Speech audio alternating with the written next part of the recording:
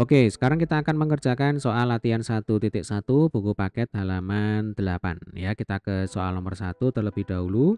Buktikan sifat eksponen nomor 6 dan nomor 7. Ya, kita cek lagi. Jadi ini adalah sifat nomor 6. Lalu yang ini adalah sifat nomor 7. Ya, tugas kita adalah membuktikan apakah ruas kiri sama dengan ruas kanan. Ya. Ini sudah saya sendirikan supaya kita punya ruang ya untuk mengerjakan. Jadi, ini sifat nomor 6. Saya tulis dulu ya, Dek, ya. Jadi A pangkat M per N kali A pangkat P per N. Artinya di sini kita ketemu bentuk perkalian bilangan berpangkat. Nah, kita ingat pada perkalian bilangan berpangkat, ya selama bilangan pokoknya ini sama, maka pangkatnya langsung kita jumlahkan. Sehingga nanti kita akan dapatkan A pangkat M per N ditambah P per N. Nah, ini satu kesatuan ya. Ini sesuai dengan sifat eksponen yang nomor berapa ini? Nomor 1. Ya, jadi A pangkat M kali A pangkat N akan sama dengan A pangkat M plus N. Ya, jadi pangkat apapun yang ada di sini nanti tinggal dijumlahkan dengan pangkat apapun yang ada di sini. Kalau ini M, ini N, ya berarti M ditambah N. Nah, kalau di sini M per N, di sini P per N, ya berarti M per N ditambah P per N. Sampai sini bisa dipahami ya. Baik, penjumlahan pecahan. Ini karena penyebutnya sudah sama, yaitu sama dengan N, maka pembilangnya langsung dijumlahkan. Sehingga nanti kita akan dapatkan A pangkat M plus P per N.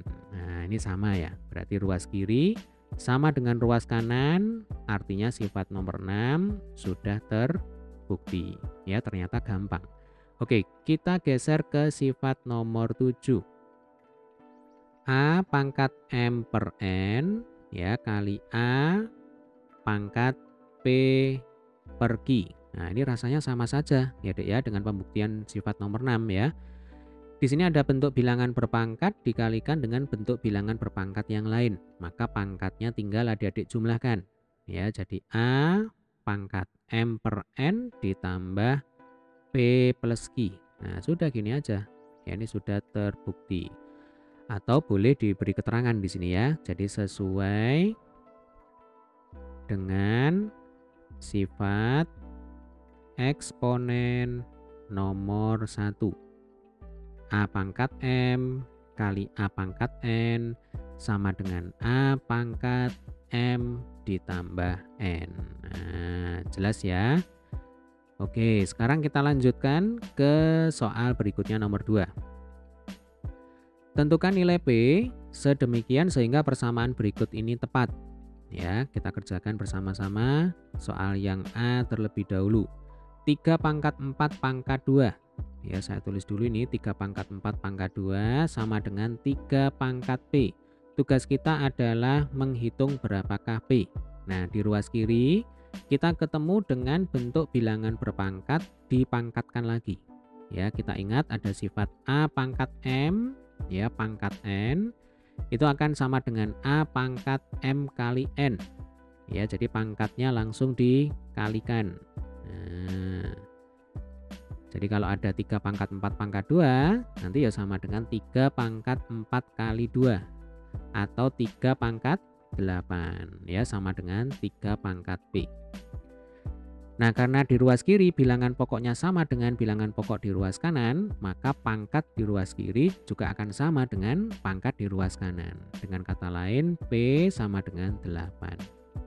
Oke, sekarang kita geser ke soal berikutnya yang B. B pangkat P kali B pangkat 5 sama dengan B pangkat 9. Ya, ini perkalian bilangan berpangkat. Berarti pangkatnya langsung kita jumlahkan. Berarti B pangkat P plus 5. Ya, ini satu kesatuan. Sama dengan B pangkat 9. Nah, karena bilangan pokok di ruas kiri sama dengan bilangan pokok di ruas kanan, maka pangkat di ruas kiri pasti sama dengan pangkat di ruas kanan. Ya, Dek ya. Berarti P plus 5 sama dengan 9. Tugas kita adalah menghitung P, berarti P sama dengan 9 dikurang 5 sama dengan 4. Selesai. Ya. Sekarang kita ke soal berikutnya yang C. 3pi pangkat P. 3pi ya dalam kurung ini pangkat P sama dengan 27pi pangkat 3. Nah, 27 itu kalau kita nyatakan dalam bentuk eksponen ya, dalam bentuk bilangan berpangkat. Itu kan sama dengan 3 pangkat 3. Ya kan? 3 kali 3 kali 3 itu akan sama dengan 27. Berarti ruas kanan ini bisa kita tulis sebagai 3 pangkat 3 kali pi pangkat 3. Nah, 3 pangkat 3 kali pi pangkat 3 ini bisa kita sederhanakan menjadi dalam kurung 3pi pangkat 3. Ya, ingat ada sifat A ya Dek ya, pangkat M kali B pangkat M itu akan sama dengan A kali B pangkat M. Coba kita lihat lagi ya. Sifat nomor berapa ini? Nah ini sifat nomor 4 ya. A kali B pangkat M sama dengan A pangkat M kali B pangkat. Nah ini sepertinya salah ketik ya. Nah mestinya di sini B pangkat M. Ya kalau dibalik ya sama aja. Berarti kalau kita punya bentuk A pangkat M kali B pangkat M ya akan sama dengan A kali B pangkat M. Nah berarti yang ini tadi ya Dek ya 3 pangkat 3 kali pi pangkat 3 itu akan sama dengan 3 pi pangkat 3. Ruas kirinya adalah 3 pi pangkat P. Nah logikanya P akan sama dengan 3. Ya beres ya soal nomor 2. Sekarang kita ke soal nomor 3. Nah kita bersihkan dulu ya. Untuk nomor 3A ya 2 pangkat 4 kali 3 pangkat 6 per 2 pangkat 3 kali 3 pangkat 2 pangkat 3. Kalau ketemu soal semacam ini ya kita sederhanakan dulu yang ada di dalam kurung. Ya Dek ya di sini 2 pangkat 4 per 2 pangkat 3. Nah ini kita kerjakan dulu. Kita ingat kalau ada pembagian bilangan berpangkat ya maka pangkatnya kita kurangkan. Jadi kalau kita punya bentuk A pangkat M per A pangkat N ini akan sama dengan A pangkat M minus N. Ya berarti 2 pangkat 4 per 2 pangkat 3 ya Dek ya itu akan sama dengan 2 pangkat 1. 4 dikurang 3 sama dengan 1. Baru ini kita kalikan dengan, nah ini sama ya caranya. 3 pangkat 6 per 3 pangkat 2 itu akan sama dengan 3 pangkat 4. Ya 6 dikurang 2 sama dengan 4. Jangan lupa ini dipangkatkan dengan 3. Nah 2 pangkat 1 pangkat 3 berarti ada bilangan berpangkat dipangkatkan lagi. Maka pangkatnya tinggal dikalikan. Ya Dek ya 1 kali 3 sama dengan 3. Berarti ini 2 pangkat 3.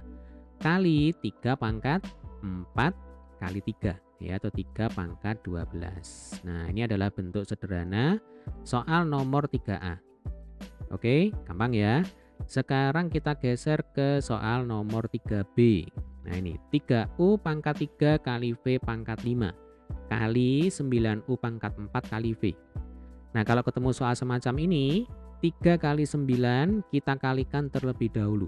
Hasilnya sama dengan 27. Kita tulis di sini. Lalu U pangkat 3 ya Dek ya. Nah ini U pangkat 3 kalikan dengan U pangkat 4. Ya.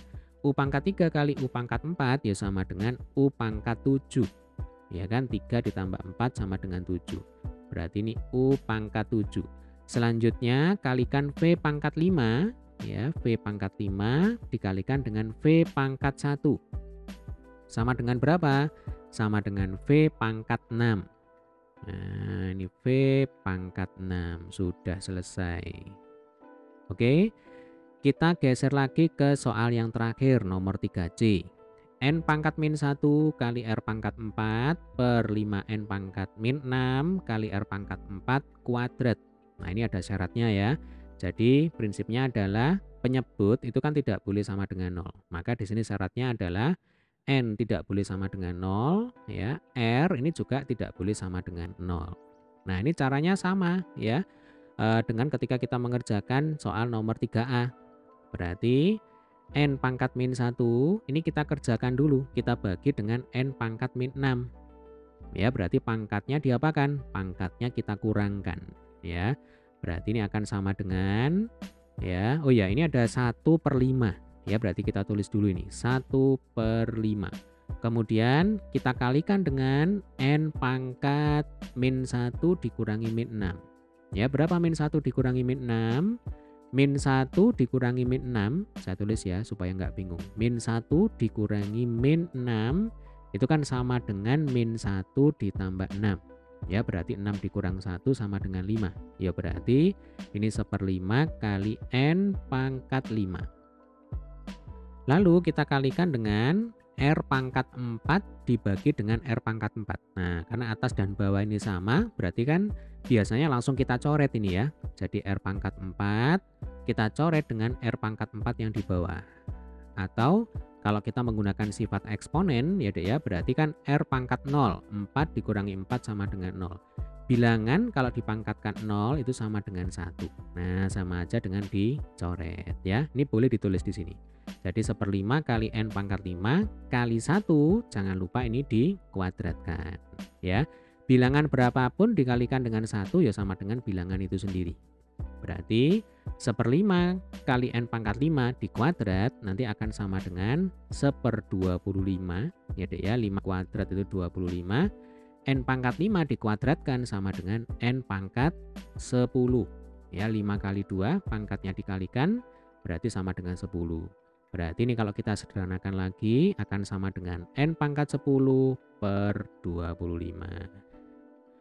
Oke, semoga video ini bermanfaat ya. Sampai ketemu di video selanjutnya.